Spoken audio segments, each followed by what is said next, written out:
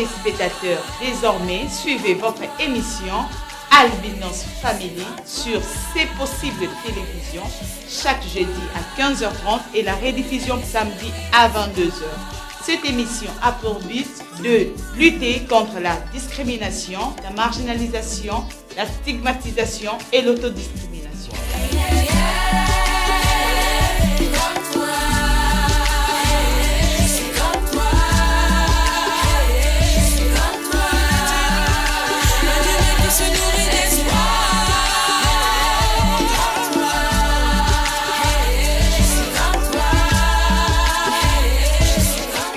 Expérience vaut mieux qu'un bon conseil. Fidèles téléspectateurs de ces possibles télévisions, bienvenue à votre émission Albinos Family, sachant que vous êtes nombreux et nombreuses devant vos postes téléviseurs, que ce soit ceux qui nous suivent en ligne, vous êtes là, scotchés, collés, pour nous suivre afin d'être édifiés sur l'albinisme. Alors, merci beaucoup pour votre amour, merci beaucoup pour votre attention, merci beaucoup pour vos messages, pour vos remarques et critiques. Vraiment, ça nous va droit au cœur. Nous sommes très reconnaissants de votre participation, de votre dévouement, de votre abnégation à cette émission. Alors, pour aujourd'hui, je ne suis pas seule sur ce plateau, je suis avec un autre invité. C'est sa première fois de passer sur notre plateau.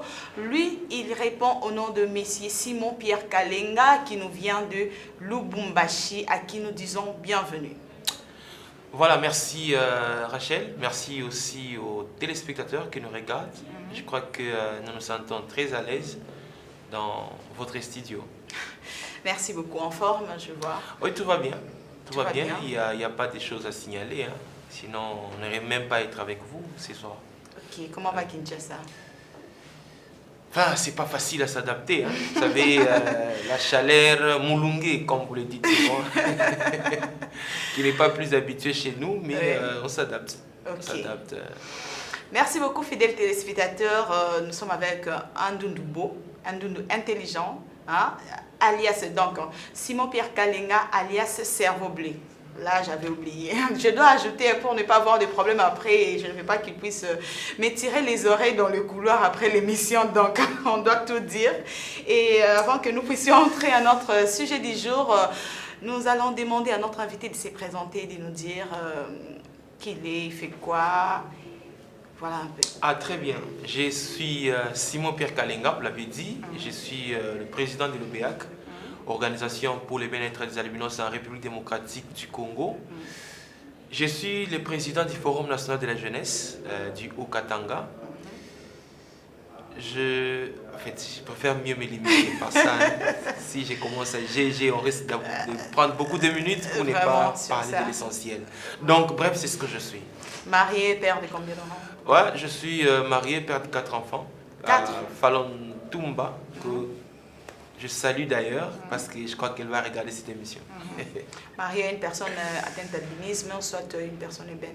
Ébène, ça dit quoi? Moi, mon épouse est non albinos. Ok.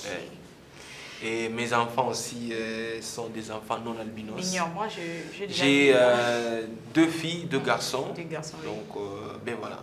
Donc vous êtes limité par là ou bien vous allez ajouter dans les jours d'avenir? Souvent, l'homme préfère toujours limiter, la femme également, mais Dieu reste Dieu. Hein. Vous savez, il y a un mystère qu'on ne peut pas commencer à décrire devant le plateau de ce qui concerne la vie conjugale, mais nous sommes d'abord à 4.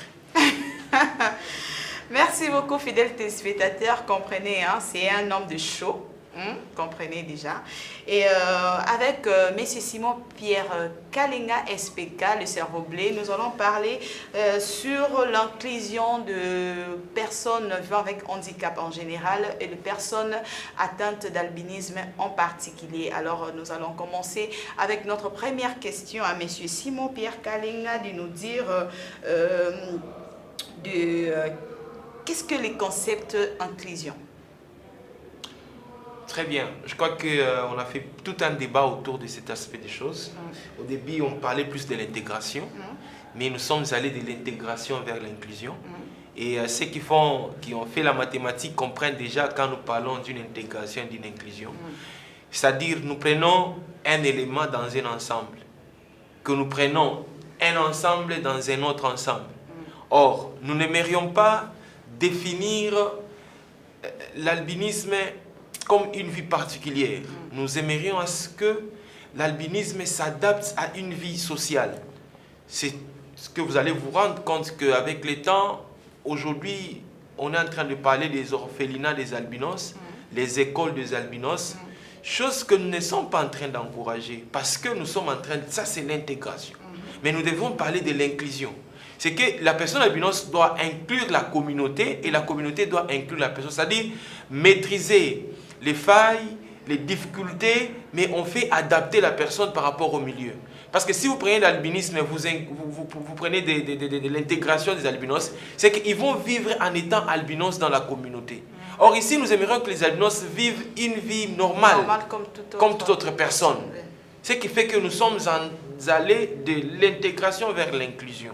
En fait, c'est l'inclusion même qui est plus importante dans notre aspect de choses qu'est l'intégration. Donc, l'inclusion fait l'accent d'une particularité par rapport à l'adaptation de la personne dans la société. J'étais en train de parler de donner, de chercher une vie appropriée aux albinos. Pourtant, ce n'est pas ce que la communauté a besoin. La communauté a besoin d'inclure les albinos dans le milieu afin que nous puissions vivre une vie normale. Voilà. Bon, comme l'autre fois, j'étais dans une activité de personnes avec handicap et à la fin, ils ont fait une recommandation disant qu'on les personnes avec handicap doivent avoir un bus qui est vraiment spécifié, qui est adapté à leurs conditions. Donc c'est là, ne pas l'inclusion, c'est l'exclusion. Mais non, attention, c'est ce que je disais, que la communauté doit apprendre à inclure. C'est-à-dire, vous construisez votre bâtiment, mettez en tête que ce bâtiment sera visité par un handicapé moteur. Ces bâtiments ou mon magasin sera visité par un sourd-muet, par exemple. C'est que toutes ces difficultés, toutes ces facettes-là doivent être prises en considération. Voilà l'inclusion. Mais quand vous voulez dire, par exemple, que ça, c'est une école appropriée des albinos, c'est une école, c'est un bus approprié des personnes handicapées, à ce moment-là, nous sommes en train de faire face à une difficulté. Mais il arrive des fois où, par exemple, je prends nos amis malentendants ou alors les aveugles.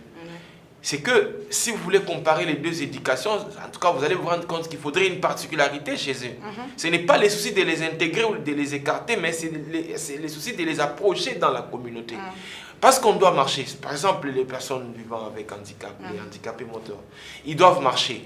Ils doivent se promener. C'est que quand ils entrent dans un bus, c'est que le bus doit réunir les conditions.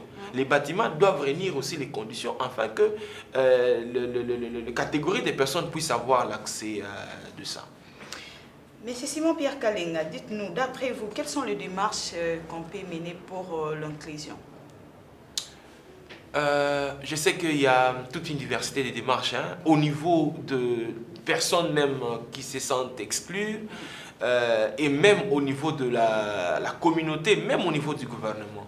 C'est que les personnes qui se sentent exclues justement dans la communauté doivent remonter la donne, doivent remonter la barrière parce que il n'existe pas de barrière infranchissable. Dès lors qu'il y a une barrière, c'est que l'on peut entrer, on peut sortir. Donc on doit savoir contourner ces difficultés-là que nous appelons barrières. La communauté qui nous entoure, les soi-disant valides, doivent aussi avoir un regard sur la connaissance et sur les bons fonctionnements de cette personne-là.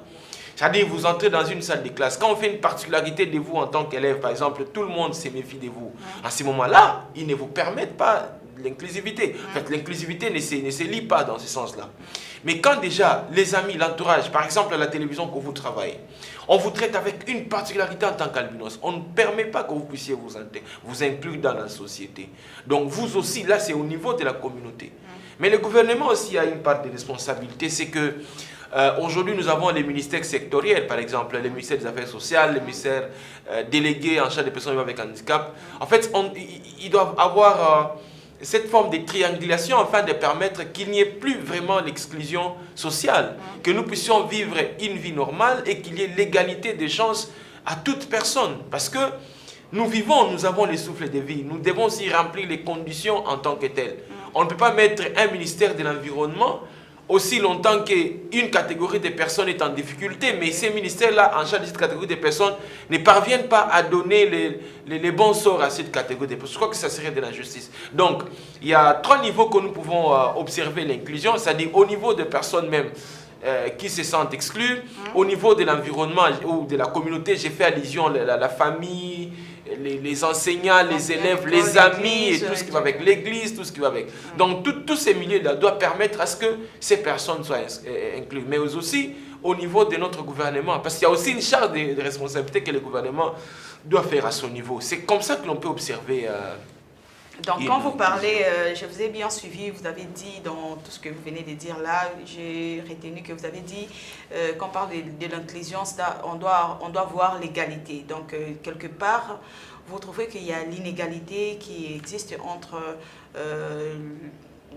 dans la société, disons, pour les personnes vivant avec handicap et les personnes atteintes d'albinisme. Mais attends, l'inclusion n'est qu'un concept. Ce qui dégénère de l'inclusion, c'est que nous sommes en train de faire face ou lutter contre les préjugés, discrimination et tout ce qui va avec. Et quand nous sommes devant ces actions, on s'est dit qu'on est exclu, c'est qu'on n'est pas intéressé justement aux affaires communautaires. Mais il reste à savoir que l'inclusion est différente de l'intégration, comme je l'ai dit. Donc, dans l'inclusivité, ce n'est pas vivre une vie particulière, s'exclure de la communauté. C'est de chercher comment nous adapter par rapport à la communauté afin que nous puissions avoir une vie d'égalité. Maintenant, qu'est-ce que vous parlez quand on dit adapter? On doit adapter comment et ça doit se passer comment, cette adaptation? Vous mettez au monde un enfant albinos. Oui. Ce que vous devez faire, vous devez vous adapter par rapport à cet enfant. Parce que vous êtes maman, vous êtes papa. C'est que les albinos ne se promènent pas sous soleil. C'est qu'à chaque fois que l'enfant s'est promené sous soleil, vous en tant que papa, en tant que grande personne, vous devez rappeler l'enfant. C'est ça l'adaptation. Et l'enfant doit aussi savoir que non. Comme mes parents disent ça, font ça, donc moi je dois faire ça. Parce qu'ils connaissent un peu. Vous avez un enfant malentendant par exemple. Mais vous devez apprendre la langue des signes pour que vous puissiez communiquer avec cet enfant. Vous avez un enfant handicapé moteur. Mais vous devez savoir comment conduire la chaise roulante. C'est ça l'adaptation. Et l'enfant aussi, quand il est en train de grandir, il doit savoir aussi c'est quoi son intégration, en fait, c'est quoi son inclusion par rapport à ça. C'est qu'ils ne doivent pas développer d'abord un complexe à lui-même. Ils ne doivent pas s'égarer de la société. Ils ne doivent pas avoir un double de personnalité, par exemple, parce qu'il est handicapé. Il se fâche trop. Quand il se fâche, personne ne revient sur ses raisons. Donc tu vois tout ça, ce sont des comportements qui font que l'on puisse s'exclure soi-même au regard de la communauté. On est des amis. Quand je suis arrivé à la chaîne, par exemple, j'ai salué tout le monde et tout le monde m'a salué. Cela veut dire que je m'adapte par rapport à mon milieu que je me suis retrouvé. C'est ça en fait ce que nous devons faire. On ne doit pas créer une vie particulière. J'ai toujours été contre ça. Qu'est-ce qui bloque l'inclusion de PVH dans la société? Parlons de notre société congolaise. Est-ce que nous sommes déjà avancés, nous sommes en retard par rapport à l'inclusion? J'ai toujours dit que nous sommes sur la bonne voie ou bien nous ne sommes pas encore? Naturellement, l'homme, c'est un être, je pourrais dire, égoïste de lui-même. Vous allez comprendre qu'il y a un principe qui dit la loi de la majorité prime sur la minorité. Et nous sommes dans un monde de challenge.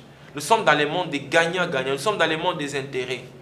Est-ce que vous allez vous rendre compte que quelqu'un déjà, il développe ce qu'on appelle les complexes ou quelqu'un développe une discrimination au regard de ce qu'il est? Ce n'est pas seulement chez les personnes vivant avec handicap que cet aspect des choses se constate pour que les autres ne s'intègrent pas ou ne parviennent pas à s'inclure dans la société. Ce qui traîne, c'est cet aspect des choses. On n'a pas de bonne foi. C'est que l'on se base sur des mythes. L'on se base sur les croyances négatives. L'on se base sur ce qu'on a appris dès notre enfance. Et aujourd'hui, ça nous crée de graves conséquences. Donc, il y a cet aspect des choses, la non-information, il y a cet aspect des choses de l'apprentissage, il y a cet aspect des choses aussi de l'égoïsme, mais aussi, quand je remonte un peu, je prends l'aspect des politiciens, c'est qu'ils aiment que les personnes handicapées puissent rester dans ces états-là, afin qu'ils puissent justifier leur aura ou leur carton électoral. Parce que quand il va aller chez les sourds en offrant le cadeau, il va aller chez les aveugles en offrant le sac de farine et tout ce qui va avec. Et la fois prochaine, il ne voudra jamais que ces catégories-là puissent s'autonomiser de soi-même. Pourquoi? Parce que prochainement, quand il sera là, ces gens-là ne seront plus là. Parce que si, aujourd'hui, nous avons notre ministère, ce n'est pas au niveau du gouvernement que nous pouvons manquer l'emploi, par exemple, des personnes vivant avec handicap. Mais non. Non. Parlons du ministère, nous allons revenir sur ça. Mais quand nous parlons du blocage, moi je vois que la personne vivant avec handicap elle-même aussi est la cause. Non, attention, ne dites pas ça. Pourquoi je dis que ce n'est pas ça? L'enfant est né stigmatisé d'abord. Il faudrait que cet enfant puisse passer par un apprentissage. Parce qu'il y a beaucoup de structures qui militent pour un peu relever les défis. Il y a toujours eu des ateliers de renforcement des capacités pour l'acceptation de soi, mais souvent je vois que c'est comme si la personne elle-même aime rester derrière, laisser les autres devant et tout, pour dire que non, je suis une personne avec handicap, je ne peux rien, donc je dois toujours être derrière. Donc vous ne voyez pas que c'est à ces niveaux, c'est la personne elle-même qui bloque la situation? Bon, madame, je ne crois pas que c'est la personne elle-même qui bloque la situation. Le problème, c'est la communauté dans laquelle nous nous sommes retrouvés. Parce que dès le départ, si vous apprenez que... Donc vous, par exemple, chez les albinos, on dit que les albinos ne meurent pas, ils disparaissent. C'est un aspect des choses. Oui. Quand tu es né dans la société, tu trouves ça. Et tu vas grandir avec cette stigmatisation. Même pour s'intégrer, ce n'est pas facile. Madame, nous, on a étudié dans des conditions très difficiles pour avoir les diplômes d'État. Et si nous étions dans l'égalité avec les non-albinos, peut-être les autres ne pouvaient même pas avoir leur diplôme d'État. Vous entrez dans une salle où tout le monde sort de la salle. Non, c'est pas facile.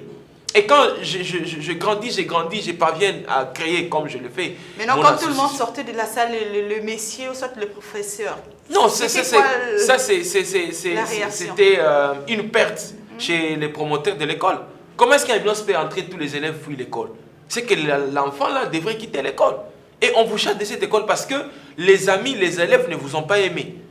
Et imaginez-vous que quelqu'un qui grandit dans ce genre de conditions et qui parvient à terminer les études, vous allez dire que cette personne-là aime rester derrière les autres. Non, ce sont des efforts que nous avions fournis pour que nous puissions être ce que nous sommes. Et prenons le cas des associations. Ce n'est pas facile d'avoir une association de personnes vivant avec handicap. Ce n'est pas facile, vraiment, je vous le dis très bien. Parce qu'on nous exige les statuts, règlements d'intérêt, les F90, tout ça c'est de l'argent. Qui nous les donne ça? Et même quand nous organisons les journées internationales, par exemple, la journée internationale sur la sensibilisation à l'albinisme, le ministère a donné quoi? Le gouvernement donne quoi? Et où est-ce que nous parvenons à avoir tous ces moyens-là pour conscientiser les albinos? Aujourd'hui, nous avons la fierté d'en dire parce que nous sommes en train de voir comment est-ce que les albinos sont en train de s'épanouir. Vous ne serez pas dans une contradiction avec moi. Il y a des albinos qui hier ne pouvaient pas parler, aujourd'hui ils sont en train de parler, devant les caméras parce qu'ils ont appris, parce qu'ils ont été coachés par quelqu'un, que nous sommes d'ailleurs. Donc les efforts que nous fournissons, ce ne sont pas des efforts en vain pour faire encore souffrir davantage les albinos qui sont dans nos associations. Mais au contraire, nous les permettons d'aller de l'avant. Nous avons les stars chez nous, nous avons les musiciens, nous avons les sportifs, nous avons les politiciens. Au début, le Lumbashi n'était pas comme ça, les Katanga n'étaient pas comme ça. Donc les albinos s'est repliés d'eux-mêmes. Mais aujourd'hui, s'ils sont en train de s'émouvoir, donc pour moi, je me dis que c'est un grand travail. Et on ne doit pas minimiser cela. Et quand le gouvernement est en train de nous regarder, peut-être, je crois qu'ils ont de quoi apprendre, madame. Ils ont de quoi apprendre. Je vous dis sincèrement, ils ont de quoi apprendre. Donc, quelque part, vous reprochez le gouvernement, disant que les gouvernements ne font rien, les gouvernements regardent de loin les personnes atteintes d'albinisme, et pourtant que je disais que c'est que le président Félix Tshisekedi a pensé quand même aux personnes vivant avec handicap de créer un ministère délégué juste pour le bien-être de ces personnes. Est-ce que cette œuvre n'est pas toujours saluable ou bien comment? Madame, pour un début, oui, parce que ça s'est dit, ça se chante. Nous avions acclamé. Moi, personnellement, on a brandi les caméras sur cet aspect des choses. J'ai dit que en fait, je glorifie ce que le président a fait par rapport aux personnes vivant avec handicap. Mais on se pose des questions. Qu'est-ce que ça donne? Mais non... Non, qu'est-ce que ça a donné? Non, nous devons être clairs dans ce que nous sommes en train de dire. Le président, il a dit oui. Il a même chargé. Nous avons Maman Mireille... Son Excellence Irène Essamo. Irène, voilà, j'oublie même son nom. Qui est justement patron de ces ministères-là. Et elle a tout un cabinet. Mais qu'est-ce que nous sommes en train de voir aujourd'hui? Qu'est-ce que ça donne? Mais au contraire, ça fâche. Mais ça donne quand même quelque chose parce que nous voyons aujourd'hui que nous avons la loi organique. Madame, au contraire, ces ministères-là fâchent. Au contraire, ces ministères-là fâchent. Je te dis vrai, aux personnes vivant avec handicap, surtout dans l'intérieur de la RDC, surtout dans les provinces. C'est comme si un enfant qui vivait en étant orphelin, qui faisait les beaux yeux et on lui donnait quelque chose, et aujourd'hui on dit voilà ton père est là, tout celui qui donnait les vivres à cet enfant cesse de les lui donner, parce que le ministère est là, et son père ne lui donne rien par conséquent. Imaginez-vous ce que ça va donner. Vous nous brandissez un ministère, d'accord, mais qu'est-ce que ce ministère-là a déjà fait? Avez-vous déjà fait de plaidoyer? Est-ce qu'il faudrait que nous puissions... Pourquoi est-ce qu'on a mis les ministères? Vous soit, pensez que... Madame, les ministères... Si aujourd'hui nous avons un ministère, c'est le résultat de plusieurs plaidoyers. C'est-à-dire, le chef de l'État, quand il a mis ça, en lui, il savait qu'il y avait un problème aux personnes avec handicap. C'est la raison pour laquelle il a donné ces ministères-là. Et nous avions acclamé. Mais qu'est-ce que le ministère est en train de faire? Est-ce que le ministère est en train d'aider le chef de l'État par rapport à sa vision, ou le ministère est en train encore d'envenimer davantage la situation? C'est la question que nous nous posons. Je ne dis pas que le ministère, il n'y a pas d'avancée, la loi organique, tout ça. Le régime est en train de terminer. Les mandats viennent de s'épuiser. Qu'est-ce que les personnes handicapées ont à leur charge? Mais c'est ça, on doit parler autour de ça. Mais on doit aussi saluer parce qu'il y a eu un projet que Son Excellence a chapeauté, dont on a financé plus de 500 femmes en partenariat avec la Fondation Vodacom pour l'autonomisation des femmes. Madame. Non, quand même, il faut être... Allez, est-ce que c'est... Non, nous devons poser...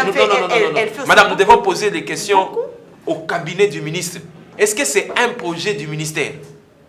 Ou bien c'est Vodacom lui-même qui a donné son plan? Non, mais écoutez, madame, vous êtes des journalistes. Il ne faut pas vous baser sur certaines choses que... Non, c'est Vodacom qui a proposé son projet. Et il ne pouvait que se référer au ministère. Même chez nous, dans les Katanga, dans les Haut-Katanga, il y a ces projets-là. On n'a rien parlé du ministère. Le ministère est plus dans les projets, mais les réalisations, c'est zéro. Et ça n'aide pas les chefs de l'État. Ça n'aide pas les chefs de l'État. Les chefs de l'État, ils seraient vraiment critiqués aux personnes avec handicap. Qu'est-ce que le ministère a donné? D'après vous, quels sont les mécanismes qu'on peut mettre là pour que les choses puissent bien marcher au niveau du ministère? Bon, je crois que le ministère est en train de répondre aux conditions politiques. Le ministère est vraiment politique et social, malheureusement. Il y a plein de flatteurs et même le ministère est en train de flatter les chefs de l'État au lieu de faire son travail. Mais je vous dis vrai, quand vous amenez les personnes avec handicap, vous les amassez là-bas pour leur parler de la politique. Est-ce que c'est ça qui va résoudre leurs problèmes? Parce que le régime va passer, nous aurons encore un autre régime. Mais le chef de l'État tel qu'il est là, il attend à ce que vraiment son mandat soit positif au regard des réponses sociales et les réponses communautaires. Et dans les réponses sociales, il y a aussi les personnes avec handicap. Ne les réunissez pas seulement parce que vous voulez faire campagne. Ils sont en train de voir ce qui se passe. Oh non, on va prendre les personnes handicapées aussi. On doit les intégrer dans notre parti politique. Oh, tout ça c'est beau et bien. Mais c'est avec quel objectif? C'est avec quel objectif? Le mandat est en train de terminer. Qu'est-ce que le ministère a fait chez les personnes vivant avec handicap? Mais d'après une longue discussion avec le VPM, le monsieur Liao, il y a eu quand même création du secrétariat général du PVH. Moi, je ne suis pas dans les paroles. Tellement les politiciens promettent, ils ont beaucoup de jolies paroles que vous n'avez jamais entendues. Ce ne sont que des promesses. Non, mais passez à la réalisation. C'est ça, on va acclamer. Mais petit à petit, non. On est en train de s'organiser et puis de mettre en place, de voir, de voir à quel niveau les choses vont se passer, et les recrutements. Nous avons vu l'autre fois à Côte d'Ivoire, au moins, il y a eu recrutement de 200 personnes vivant avec handicap et nous espérons aussi dans les jours à venir, ça serait la même chose avec nous ici. À Côte d'Ivoire? Oui. Là, on acclame, on félicite, mais ici? Mais ici, nous sommes déjà à l'envoi. On est toujours les projets. Et Dieu, tu sais, Dieu aussi est merveilleux, il est de notre côté. Mais nous sommes de bon côté parce qu'il y a déjà le secrétariat général. Le gouvernement du président de la République actuelle là, a changé beaucoup de ministres. Mais depuis que notre maman était toujours là, elle est toujours là. Les histoires n'évoluent toujours pas. Si elle est maintenue, c'est parce que le président voit que la dame est en train de travailler. Elle est en train de faire des efforts pour améliorer la situation des personnes vivant avec handicap. Viens voir si c'est dans les projets. Peut-être donnons une autre chance au mandat prochain. Si on est dans les projets, toujours projet, il a dit, il va faire, il a dit, il va faire, il a dit, il va faire. Madame, il y a des graves histoires qui se passent au ministère des personnes vivant avec handicap ici. Ce n'est pas un ministère qui gère une seule personne quand il a un mot de tête. Quand son béquille est brisé, il va demander les béquilles au niveau du ministère. Non, c'est un ministère qui gère toute la République démocratique du Congo. Et qu'est-ce que nous sommes en train de voir quand nous passons au ministère? C'est quand un albinos a une plaie là-bas, il va aller, non, j'ai une plaie, il faut me faire soigner. Au ministère national. Ce sont des choses qu'on est en train de traiter là-bas. Vous me parlez du secrétariat, je ne refuse pas. Moi, j'attends les résultats. J'attends les résultats. S'il y a les résultats, nous allons acclamer. C'est ça le problème. Mais s'il n'y en a pas, nous continuerons toujours à nous plaindre, toujours à parler. Parce que le chef de l'État a mis ces ministères-là pour gérer ces catégories de personnes. C'est ça sa mission. Et nous avions tous acclamé. Mais au niveau des réalisations, qu'est-ce qui se passe? Il n'y a rien qui se passe. Merci beaucoup, fidèles téléspectateurs. Nous sommes avec M. Simon-Pierre Kalenga, SPK. Donc, c'est avec lui que nous sommes en train de parler sur l'inclusion de personnes vivant avec handicap en général et les personnes atteintes d'albinisme en particulier. Comme vous le savez, cette émission est vraiment spécifiée à l'albinisme. Alors, comme nous, les personnes atteintes d'albinisme, nous sommes aussi catégorisés du côté handicap. C'est pour cela que nous parlons de tout. Comprenez. Alors, M. Simon-Pierre Kalenga, je reviens à vous parce que nous tendons déjà petit à petit vers la fin de notre émission. Si aujourd'hui, vous arrivez à la tête du ministère, qu'est-ce que vous allez apporter de nouveau? Bien, merci pour cette belle question. Moi, je crois que je vais commencer d'abord par cerner le problème et chercher les trajectoires de sortie. C'est tout ce que je vais faire. Je n'aurai pas de la magie. C'est de comprendre toutes les couches que moi j'ai à mon ministère. C'est bien de juger quand vous êtes dehors. Hein. Je ne juge pas. Je ne juge pas. Qu'est-ce que je juge? Vous m'avez posé la question de savoir qu'est-ce que moi je ferais. Et je vous dis que je vais cerner les problèmes et proposer les trajectoires de sortie. Parce que j'aurai tout un cabinet. Et faire le suivi de ça, c'est tout. Ok, merci beaucoup, M. Simon-Pierre Kalenga, fidèle téléspectateur. La télé n'est pas la radio, hein, c'est ce que vous avez dit. Bon, on ne sait pas qu'est-ce que l'avenir nous réserve. Demain ou après-demain, nous pouvons aussi voir M. Simon-Pierre à la tête du ministère. On va encore lui reposer la même question et on saura si vraiment il fera ce qu'il est en train de nous promettre sur ce plateau. Alors, votre mot de la fin par rapport à notre sujet du jour, ce que nous avons parlé sur l'inclusion, qu'est-ce que les téléspectateurs peuvent retenir par rapport à ces derniers? Bien, merci. Je crois que, je l'ai dit, j'aimerais commencer par la toute dernière question, enfin, c'est que les tout derniers débats en rapport avec le ministère. Je ne suis pas contre les ministères, je ne suis pas non plus contre la ministre en charge de personnes vivant avec handicap, mais j'attends le résultat. C'est ce que tout le monde attend. Donc nous appuyons, nous donnons les idées pour que les choses évoluent de l'avant. En ce qui concerne l'inclusion, je crois que je le répète encore, c'est un travail en forme de triangulation que nous devons faire. C'est-à-dire qu'il y a une part de responsabilité chez les personnes vivant avec handicap elles-mêmes. Comment est-ce qu'elles doivent aller au-delà? Elles doivent surmonter. Hein? Comment est-ce qu'elles doivent chercher à rompre, à briser ces barrières-là, afin de s'inclure dans la société. Et la communauté aussi qui nous entoure, notre famille, notre église, notre école, notre université doit aussi comprendre ce que nous sommes. Le milieu professionnel doit aussi comprendre ce que nous sommes et nous approcher par rapport à notre état, tel que albinos, tel que sourds, tel que handicapés moteurs et j'en passe. Donc je crois que c'est un travail que nos amis qui nous entourent doivent faire. Mais aussi, le gouvernement doit vraiment chercher à comprendre, à cerner les problèmes et à trouver des solutions parce que c'est les mandats même du ministère en charge des personnes vivant avec handicap. Voilà comment est-ce que je peux conclure mon speech. Merci beaucoup, fidèles téléspectateurs. Nous sommes déjà à la fin de ce numéro. Alors, je dis merci à tout le monde, à tous ceux qui étaient branchés, scotchés, à tous ceux qui étaient vraiment... à tous ceux qui mettent des commentaires sur notre chaîne YouTube, merci beaucoup pour votre soutien à cette émission. Alors, je ne peux pas finir cette émission sans pourtant saluer l'équipe costaud de C'est possible télévision qui a toujours concouru pour la bonne marche de cette émission. Là, je vois Rodriguez Bidika derrière les caméramans chouchou. Et je vois Aristote Diassila, le cœur de Medine Kika, fondé Ngwaoula, les papas des cœurs de Ngwaoula au montage. Et avec l'assistance de Madame Norcantemo, la maman d'Adriana et de Brian, que nous aimons beaucoup, vraiment. Merci beaucoup, fidèles téléspectateurs. Je sais que c'est la première fois d'avoir notre invité sur ce plateau, mais ce n'est pas la dernière fois. Je sais que prochainement, quand tu seras encore ici dans la ville province de Kinshasa, il va encore repasser pour nous amener encore de bonnes choses. Merci beaucoup d'avoir répondu présent. Merci. Et merci beaucoup à tout le monde. Quant à moi, je vous dis bye et on se retrouve très prochainement.